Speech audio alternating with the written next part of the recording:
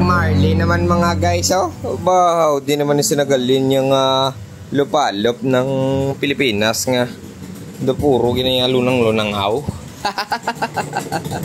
Pati joke ah. Paservisan ni guys ni Idol sa ato ng iyang Trek Marlin 5. So ang balya, overall cleaning ka daw. And then, siyempre, bubuksan natin na tanan kagugasan. So samahan nyo kami mga guys. Ubuso na naman mong kago palanta sa inyo ang iya kasudlan kung okay pagidman. So tara, go.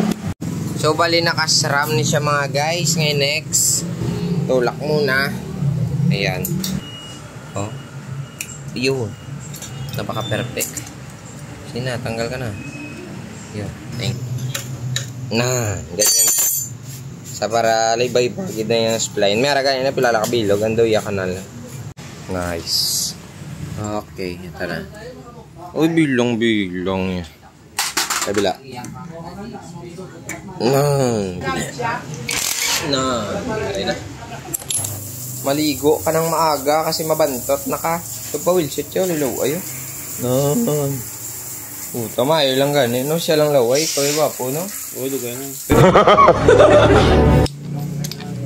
Ang mga problema kung mag-upang yung mga butong bracket. Okay, ito pa matyagang. O, ito may glove lang, no?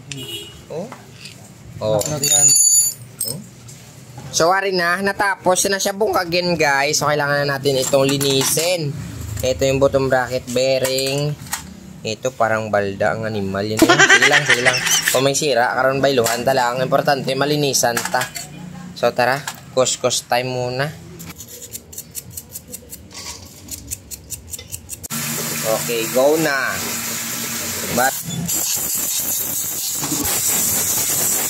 So, ito na po mga guys. Finally, natapos. Tagil man siya limpiuhan.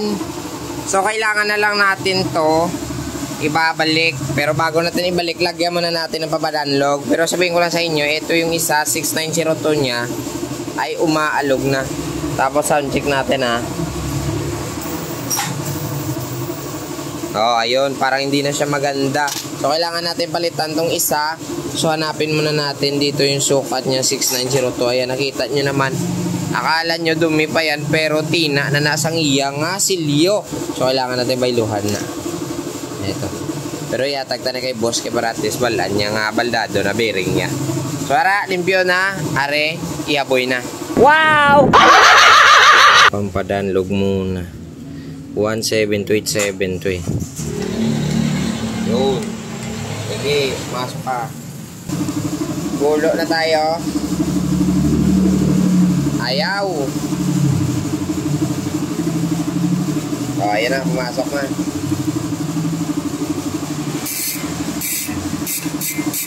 O, eto, nilagyan ko na ng pampadanlog. So, ilalagay na lang natin. Ayan, sasabay natin yung dalawa. Okay. Para hindi magbalagbag, para ng ganyan. O, ayan. Kamit muna natin yung likudan para makatindog na mayo ang atong trim set. Ayan, kasi maglilinis tayo ng head parts niya. Okay, ang head parts. Ay, di po. Tapos bearing na dito. O. Kita mo? Bulitas. And then, bulitas. Masilat naman. Pampadanlog muna. Pakidaho. Isa lang. Ayan. So, ito na. Magandang hapon sa inyo. Natapos na nato ng atong trick nga Marlin 5. So, tingnan nyo ang dagway sa stomach. Diyan ka namin. Limpyo. Huwag ka makitay ko. Alam na ba? Yo, di puta nga itsura. Ganyan po tayo maglinis mga idol na. Hasta na lang kita dire. So, madamong salamat. Sa susunod na naman, nakabanata. God bless.